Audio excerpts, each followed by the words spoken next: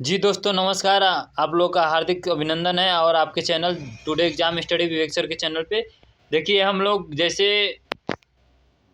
UP TET में हम लोग तैयारी कर रहे हैं साइंस का। उस साइंस में हम लोग क्या पढ़ रहे हैं? फिजिक्स को हम क्या बोलते हैं? भौतिक विज्ञान। भौतिक विज्ञान का एक चैप्टर कंप्लीट हो गया है। जो भाई उस चैप्टर को नहीं देखे वो जाके चैप्टर देखिए और उसके बाद जस्ट बाद हम एमसीक्यू का भी क्लास लाए हैं। उस एमसीक्यू का भी वीडियो देखिए। आप जाके एक बार तो देखिए, ठीक है? आप एक बार जाके उसको देखिए और आप हमको बताइए कि हाँ क्लास कैसा हुआ है, ठीक है? आज हम लोग जो क्लास है हम लोग का सेकेंड नंबर वो है हमारा विद्युत धारा। हम आप लोग को सिलेबस जो बताए हैं भाई पेन और पेपर लेके उस सिलेबस को नोट कर लीजिएगा, ठीक है?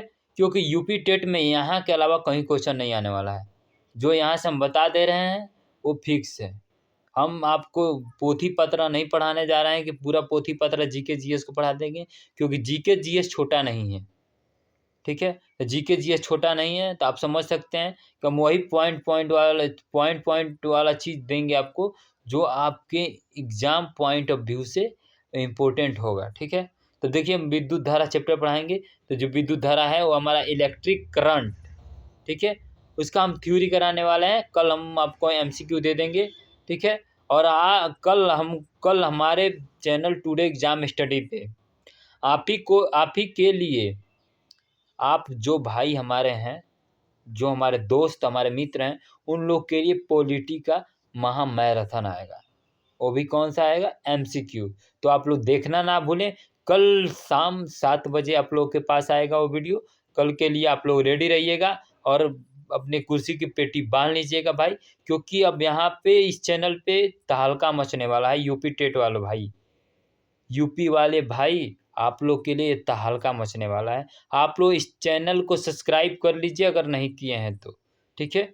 और जो भाई बेल आइकन नहीं दबाएं उस बेल आइकन को दबा दीजिए और आप लोग हमारे साथ कंटिन्यू लग जाइए।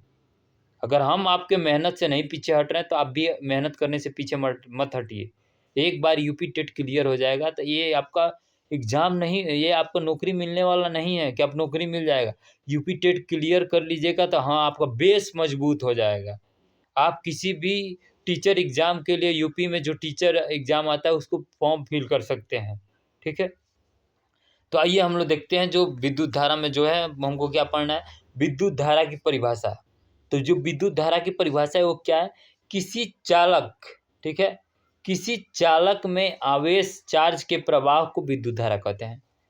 अब आवेश मतलब चार्ज होता है। आवेश जो प्रवाह होता है उसको विद्युत धारा कहते हैं। मान लीजिए कोई चालक है, उसमें जब मतलब जो आवेश प्रवाह होता है उसको विद्युत धारा कहते हैं, ठीक है? और क्या है कि जब बैटरी लगाते हैं तो इलेक्ट्रॉन चलने लगते हैं और धारा उत्पन्न होती है। अगर जब हम कोई आवेश मतलब जैसे हम कोई तार है, जब उसको हम बैटरी में लगाते हैं तो उसमें विद्युत धारा प्रवाहित होने लगती है, मतलब इलेक्ट्रॉन चलने लगते हैं, ठीक है? अब आगे देखते हैं हमारा एसआई यूनिट की। जो इसका एसआई यूनिट है वो एम्पियर है, जिसको हम विद्युत धारा का एसआई यूनिट एम्पियर है, जिसे हम ए से डिनोट करते हैं, ठीक है? जिसे हम ए से डिनोट करते हैं। अब देखिए क्या पढ़ना है हम लोग को?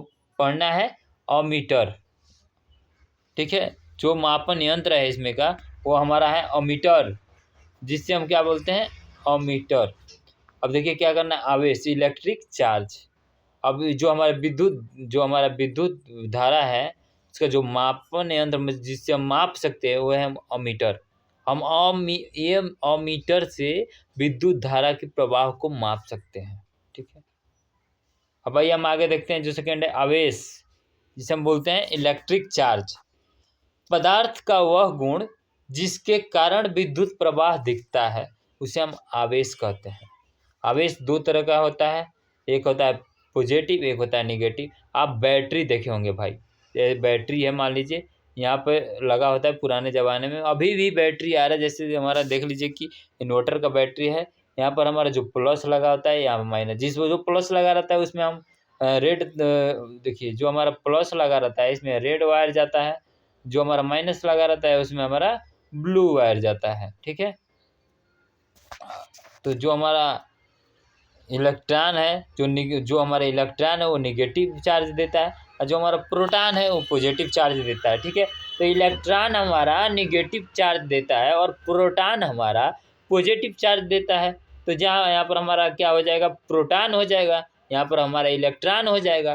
तो हमारा निगेटिव पॉजिटिव, जब निगेटिव और पॉजिटिव मिलता है तो जाकर बल्ब जलता है। ठीक है, चाहे हम कुछ भी देख सकते हैं। अब आइए आगे देखते हैं धारा की क्रिया।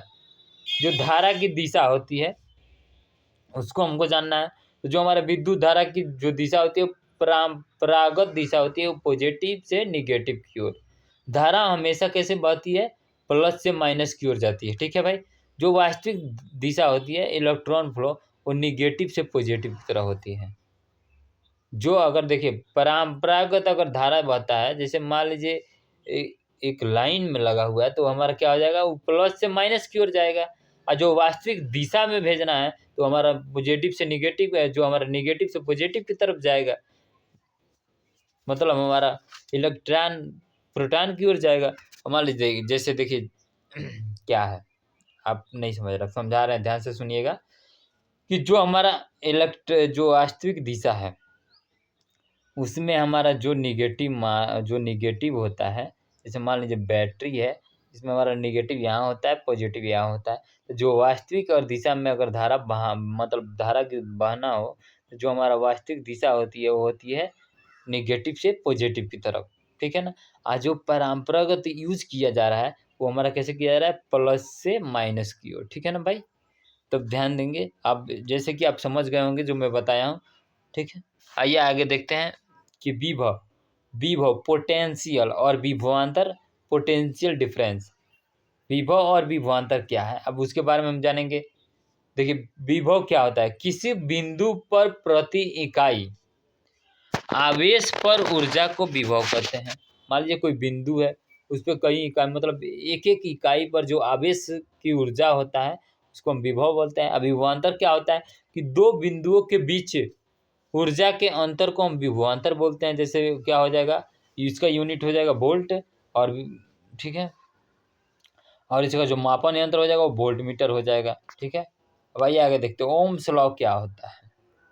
भाई एग्जाम पॉइंट ऑफ व्यू से Ohm's law very very important.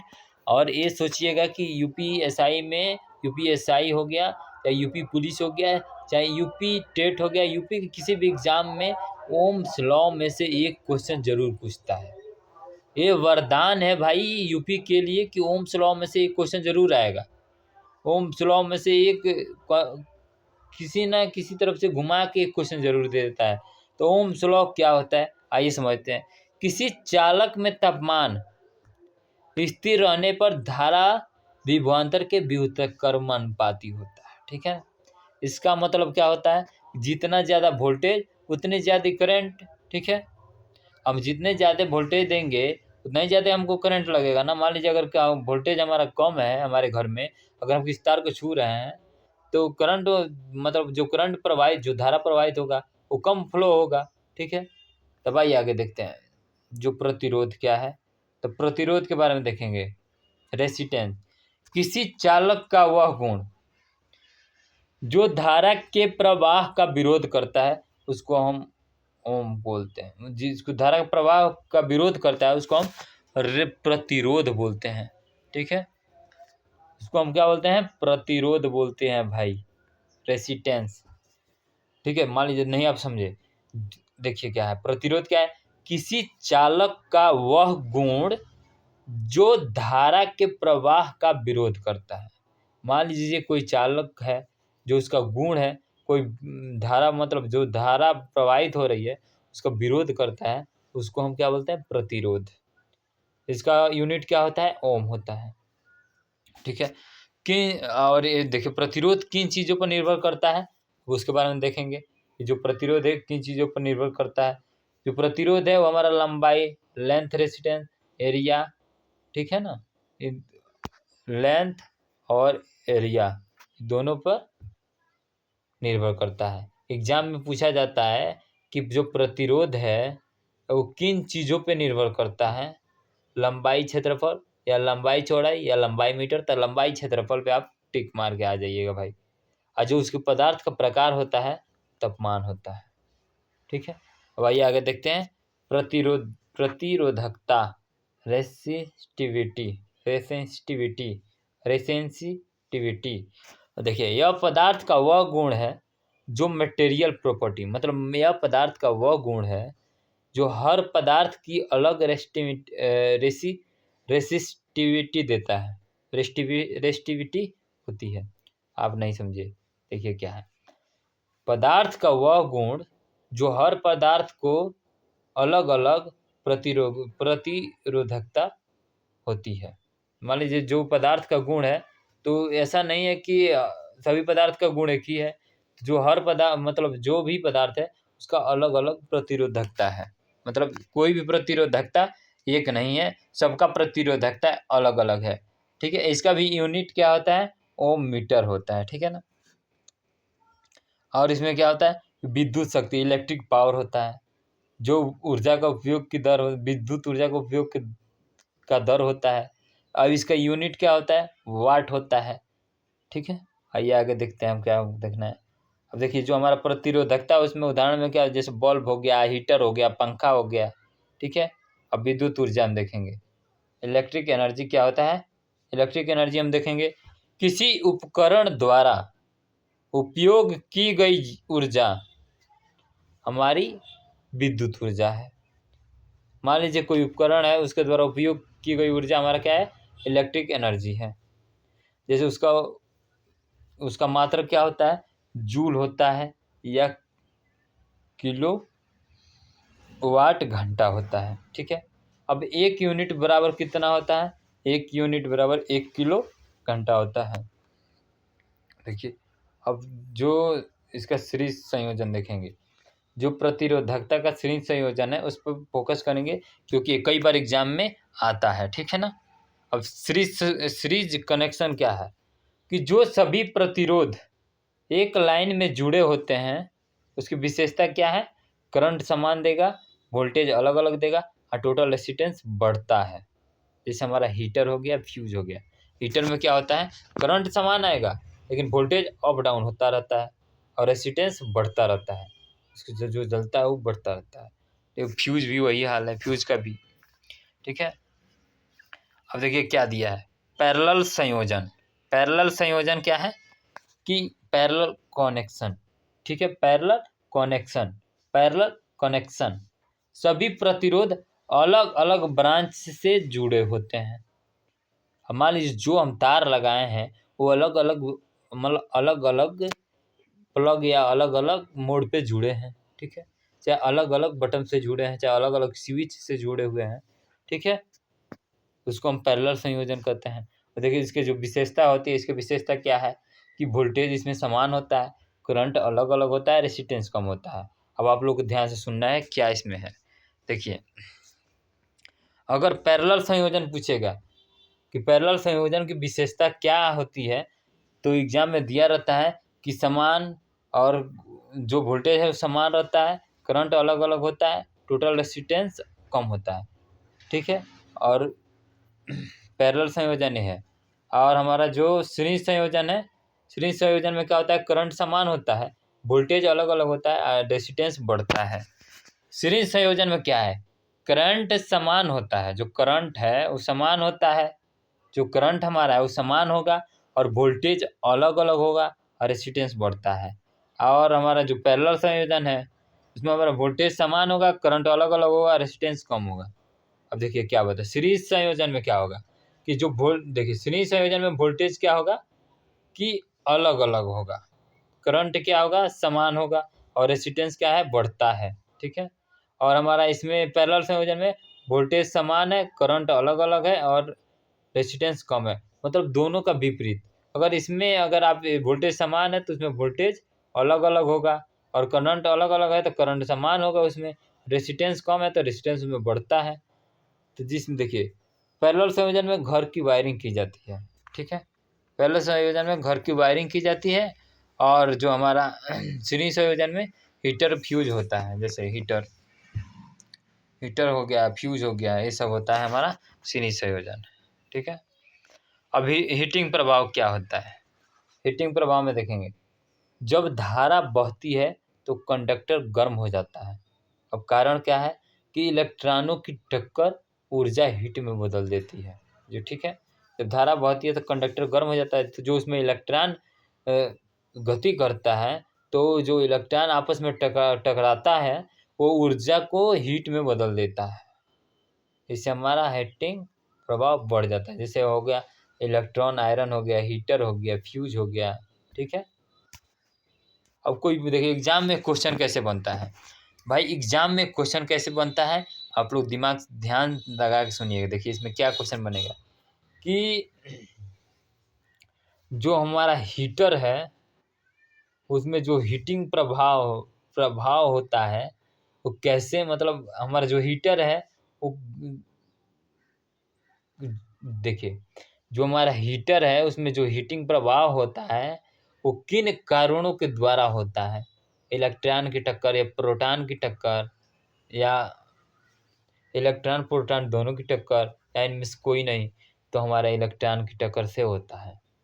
जो हीट होता है हीटर वो इलेक्ट्रॉन की टक्कर से होता है। जब इलेक्ट्रॉन आपस में टकराव करता है उसकी वजह से होता है। चाहे हमारा प्रेस जो होता है इलेक्ट्रिक आयरन होता है वो भी हमारा उसी की वजह से गर्म होता है, ठीक है। आगे देखते हैं इम्पोर्टेंट इंस्ट्रूमेंट। अब देखिए विद्युत धारा में इम्पोर्टेंट इंस्ट्रूमेंट क्या है जो यूज होता है। जैसे अमीटर हो गया, करंट मापता है, सीरीज में लगता है। अब वोल्ट मीटर हो गया, वोल्टेज मापता है, पैरेलल में लगता है। अब सीरीज में अगर हम देखिए सीरीज में माप अमीटर मापता है और पैरेलल में वोल्ट मीटर मापता है। तो एग्जाम में आ जाएगा कि अमीटर विद्युत धारा की करंट को किस में मापता है, सीरीज, पैरेलल या इनमें से कोई नहीं। तो क्या हो जाएगा सीरीज में। वही क्वेश्चन इसमें भी बन सकता है कि वोल्ट मीटर में वोल्टेज किस में मापता है। जो वोल्टेज होता है वोल्टेज किस में मापता है, ठीक है ना। वोल्ट मीटर में वोल्टेज किस में मापता है, तो पैरेलल में मापता है, ठीक है। देखिए एग्जाम में क्या पूछा जाता है, ये आप भाई दिमाग लगा के पेन और पेपर लेके इसको नोट कर लीजिएगा। देखिए एग्जाम में क्या पूछा जाता है। एग्जाम में पूछता है कि डिफिनीशन, धारा, प्रतिरोध और विभव। तो जो हमारा डिफिनीशन है वो हमारा डिफिनीशन दे देगा और पूछ देगा कि ये डिफिनीशन मतलब क्या, इसको क्या कहते हैं, धारा कहते हैं या प्रतिरोध कहते हैं या विभव कहते हैं, ठीक है। अब वैसे ही हमारा है ओम्स लॉ। ओम्स लॉ का भी एक्सप्लेनेशन दे देगा और इसमें पूछ लेगा कि हाँ ये कौन सा लॉ है, ठीक है। चाहे उसका ओम्स लॉ का एग्जाम्पल दे देगा और उसमें क्वेश्चन ऐसे दे देगा। अब देखिए सीरीज बेस्ड पैरेलल डिफरेंस। अब सीरीज पूछ लेगा चाहे पैरेलल में, आप लोगों को पहले ही बताया हूँ कि इम्पोर्टेंट है वो क्वेश्चन। मैं आप लोगों को बताया हूँ कि कैसे क्वेश्चन पूछ सकता है वहाँ से। चाहे हीटिंग इफेक्ट है वो भी मैं आपको बताया हूँ कि जो हीटिंग इफेक्ट एप्लीकेशन है वो भी मैं आपको बताया हूँ कैसे क्वेश्चन वहाँ से बनता है, ठीक है। यही है, हम आप लोगों को ऐसा ऐसा कंटेंट दे देंगे ना भाई कि जो यूट्यूब पे, देखिए यूट्यूब पे पढ़ाने वाला, यूपी टेट तैयारी कराने वाले बहुत सारे हैं जिनके फॉलोअर मिलियन करोड़ों में भी हैं, ठीक है ना भाई। अब देखिए क्या है, तो वो भी जो मिलियन में फॉलोअर हैं ऐसा नहीं है कि वो पढ़ाते नहीं हैं, वो भी अच्छा पढ़ा रहे हैं, वो भी अच्छा कंटेंट दे रहे हैं, उनके पास भी बच्चे पढ़ रहे हैं। लेकिन देखिए वो जो एग्ज़ाम मैं जो हूँ यूपी टेट जो एग्ज़ाम है मैं क्वालिफाई करके बैठा हूँ भाई।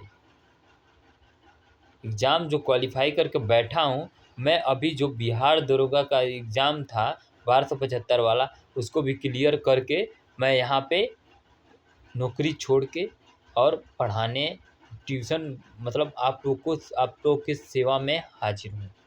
ऐसा नहीं है कि बिना कुछ एग्ज़ाम दिए आप लोगों के पास आके बकवास स्टार्ट कर दिए हैं। जो विवेक सर हैं यूपी टेट निकाल चुके हैं, एस टेट निकाल चुके हैं, सी टेट निकाल चुके हैं, ठीक है। क्वालिफिकेशन में कोई भी पीछे नहीं है, चाहे वो विवेक सर हो चाहे हम हैं, ठीक है। कोई भी पीछे नहीं है। तो ऐसा मत समझिए कि जो यहाँ पे पढ़ाया जा रहा है वो आप लोग के लिए गलत पढ़ाया जा रहा है। और जो भी भाई को सामाजिक विज्ञान या सोशल साइंस एसएसटी पढ़ना है वो हमारे विवेक सर से शाम को 5 बजे मिल सकते हैं, ठीक है। उनका वीडियो जाके देखिए, वो 5 बजे वो अपना वीडियो डालते हैं। हम लोग लाइव भी पढ़ा सकते हैं भाई, लेकिन मेन मोटिव क्या है कि कम समय में ज़्यादा नॉलेज, कम समय में ज़्यादा नॉलेज, कम समय में ज़्यादा नॉलेज, कम समय में ज़्यादा नॉलेज देना है आप लोग को, ठीक है। ऐसा मत सोचिए कि हम लोग को कुछ करना है, ठीक है। अगर जो भाई सीटेट की तैयारी कर रहे हैं, यूपी टेट की तैयारी कर रहे हैं, चाहे जीके जीएस पढ़ना चाहते हैं, वो हमारे चैनल को सब्सक्राइब कर दें और हमारे चैनल टुडे एग्जाम स्टडी को लाइक करें और शेयर करें, ठीक है ना। लाइक का मतलब उसकी वीडियो को लाइक करें, ठीक है। और हमारे चैनल को पसंद करिएगा तो भाई हमारा चैनल ग्रोथ करेगा, ठीक है। और देखिए ये हमारा चैनल नहीं है, ये आप लोगों का चैनल है, आप लोगों को बढ़ाना है और आप लोग को ही सब कुछ करना है। ऐसा मत सोचिए यहाँ पे कुछ अफवाह नहीं दिया जा रहा है। और सीटेट का हमारा रिजल्ट आउट होने वाला है, वो जल्दी विवेक सर आप लोग को बता देंगे कि सीटेट का रिजल्ट कब आउट होगा। मेरे अनुमान से जो सीटेट का रिजल्ट है वो 27 या 28 को आने वाला है, ठीक है। मैं भी वेबसाइट पे चेक किया था तो ऐसा ही, चाहे मैं और भी जो हमारे एक दोस्त मित्र हैं उनसे भी बात किया था, तो वो भी वही बात बता रहे हैं कि जो सीटेट का रिजल्ट आने वाला है वो 27-28 तक आएगा। तो आप लोग धैर्य बना के रखिए और पढ़ाई पे फोकस करिए। और जो भाई एग्ज़ाम देते हैं वो टेंशन बेफिक्र होकर रहिए, जो यूपी टेट का फॉर्म भरे हैं वो हमारे साथ दिन रात लगे रहिए, ठीक है। नमस्कार भाई, ज़्यादा बात करने की ज़रूरत नहीं है क्योंकि कम समय में ज़्यादा नॉलेज, ठीक है ना भाई। चलिए नमस्कार, ओके, सत श्री अकाल।